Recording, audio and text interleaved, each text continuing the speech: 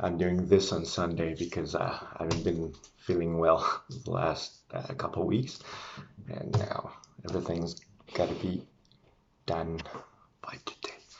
And so I read The Waiter's Wife as well recently. I watched the class last night, and it was super interesting. I The first thing that struck me up was it made me reminisce of something that was said by a friend of mine once. He's from India, from a Khoja community, which is a small Shia Ismaili community, and they are one of the most oppressed Muslim minorities in the world. And he told me once that, like, I remember vividly. I didn't know what I should say, what I could say, and everything. He just said that there isn't anyone in the world that's more racist than a black person. And getting stuck between, like, thinking about imperialism and racism as this phenomenon where uh, all the bad things that happen are vehiculated through us, white people, not necessarily. And as in Conrad's Heart of Darkness, we argued that the downside of it is that it gives us the point of view of imperialism from uh, a white man's point of view, and it's kind of super biased. Whereas that saying that my friend said, I totally disagree with it, but hearing it from a minority that is also oppressed made me think a lot, and I didn't know what to make of it until I read that story and realized that it's a way of how imperialism and the thoughts, the discriminatory thoughts that come with it have installed themselves as well in the minds of the colonized people, it seems. And further in the story, we can see that with Alsana as well and her conservative views. And so I'm going to begin with this idea that Jose said about this snapshot of immigration, that the story is a snapshot of two immigrants trying to find a new place, a new home, a new life in England. And the way I saw it was that it was a snapshot of imperialism, but as in some form of way as Edward Said would have liked to see in a story, because it comes from somebody who is half Jamaican. And the story talks from the point of view of two Bangladeshi, and not, I mean, again, this whole white person there is presumably a white Jewish person from Poland, right? Sol Józefowicz. And it it resonates a lot with Heart of Darkness. And this snapshot, as I say, is reminiscent of imperialism. And it's as if it's impersonated through the two vessels that are Samad and Al-San, because that's pretty much what I argue, that these are vessels of the true consequences and effects and problems, everything surrounding imperialism and colonialism and racism as well, and all other trickle-down effects, such as glottophobia, which Samad shows by calling the pronunciation of the British, Spanish, American, French, and Australian as appalling, right? Whereas a lot of people would disagree, and it's all subjective. And to begin, I would like to discuss the title. It was discussed in class, and I thought it was noteworthy because I'm of the opinion that the fact that both are not mentioned, but in one uh, syntagm, in one clause, both are obliquely mentioned. The waiter's wife, the waiter, his wife, presumably, right? That's how it goes. And this shift from Samad in the first half to Alsana in the second half is also reminiscent of this binary left to right systematic way of reading, the waiter first and then his wife. And as it goes, to promote this idea that Alsana and Samad are the main vessels of the story for imperialism and how it was constructed and how it was constantly mirrored upon the migrating populations, of course, who were trying to find a home.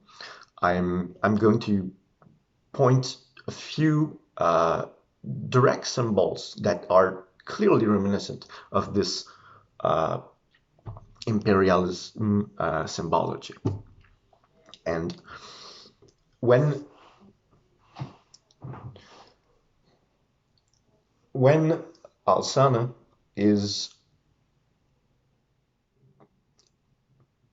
first racist towards Clara and everything, and she holds those odd thoughts that I actually thought she was a white woman. I expect that now from I even though I know that my friend once said that horrible thing, I still we still have this kind of vision of the white man as, or the white person even as the oppressor, and just in her own judgment, in her own form of traditionality, I guess, and her own conservative views. I mean, she discusses her anti-abortion sentiments, and all that stuff makes her one step in the past and one step in the present, like it was discussed. And this is emphasized by Nina, I believe, who says that she is, yes, Nina is pretty much looking at her aunt and watching her young aunt disappear down the road like a little brown bullet. Alsana. She was young and old at the same time, Nina reflected. It's as if Nina, who presumably arrived early on than her familial counterpart, is, well, she presumably could be said to have integrated better. She even uh, pushes some books to Clara, right, about sex, gender, and race, and that kind of revolutionary stuff in the 70s. Pardon me. It's the stress, I guess. And I lost my train of thought. And yes, so sorry, the fact that Alsana is both young and old shows that an integrated person who has moved into a newer place and still has somewhat conscience of her place in an imperialist environment can pinpoint um, the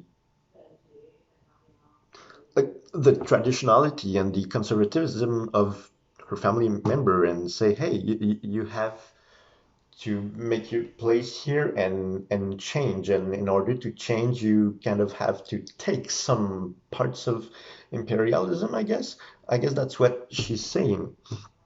And so the symbolism of her being both young and old is like that. She wants survival. She's afraid of National Front, rightfully so, but also has these conservative views which appear to contradict what she thinks is best, essentially. And she's also, by being both old and young, the mirror of her husband, who fought in the war with Clara's husband.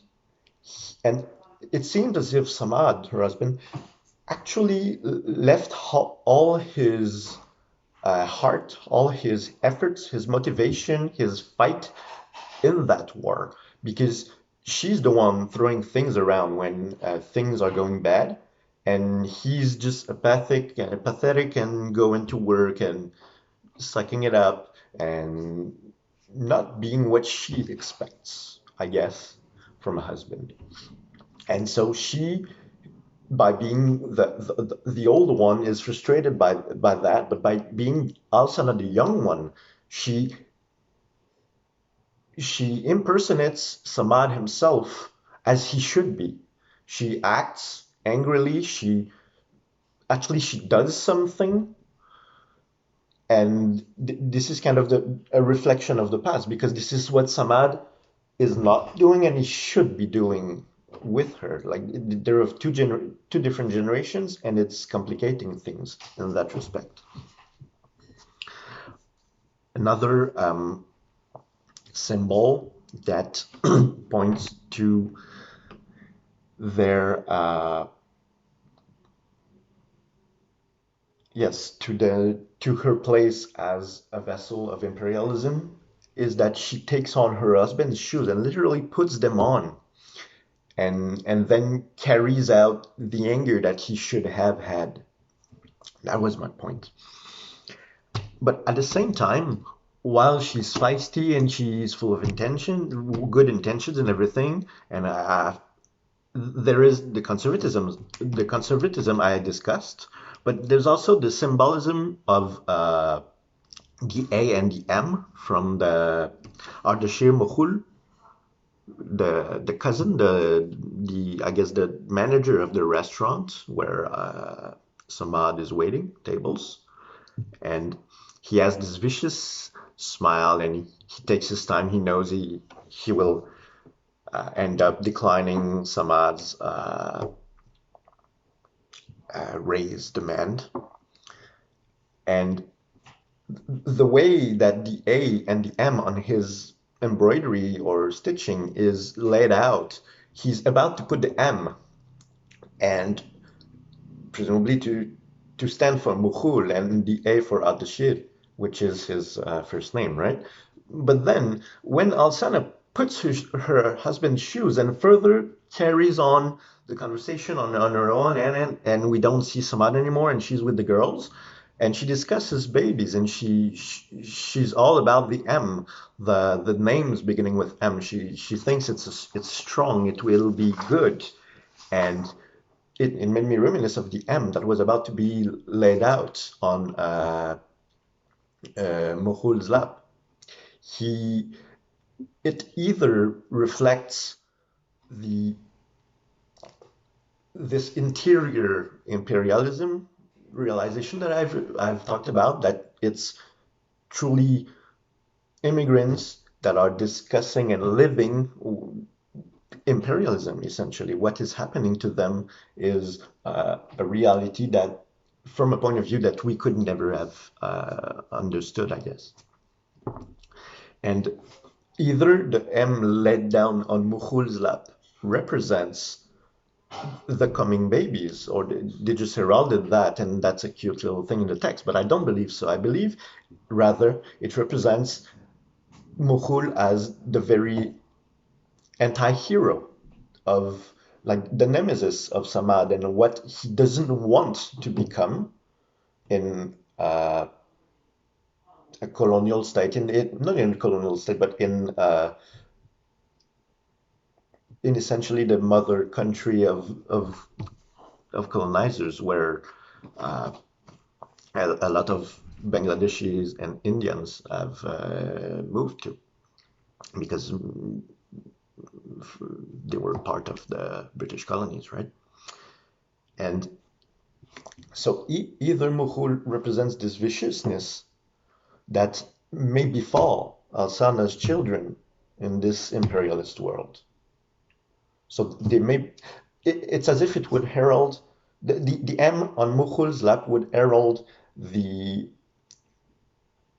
future slyness and viciousness of Alsana's and Samad's sons in order to adapt to this reality. They need to be wolves instead of sheep, kind of. This is the heralding. Or simply they will not turn good. The M represents, like, Alsana is convinced that M represents the good, but again, is it her innocence and lack of experience? Is it the new one who has not taken that from the old one, which is Samad, into into her head and thought that, hey, maybe um oh, sorry, I'm completely lost. I'm super tired. Um,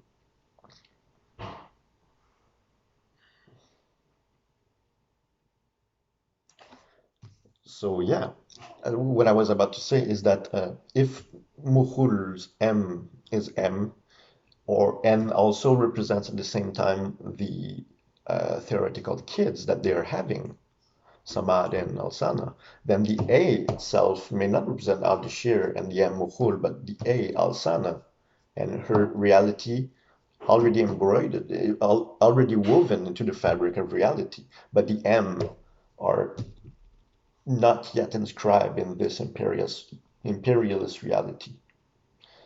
So this is how, I guess, imperialism takes place in the form of symbols in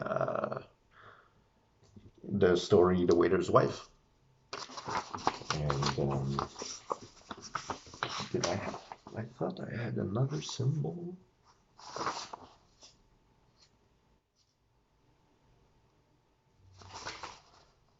No, I believe that is it.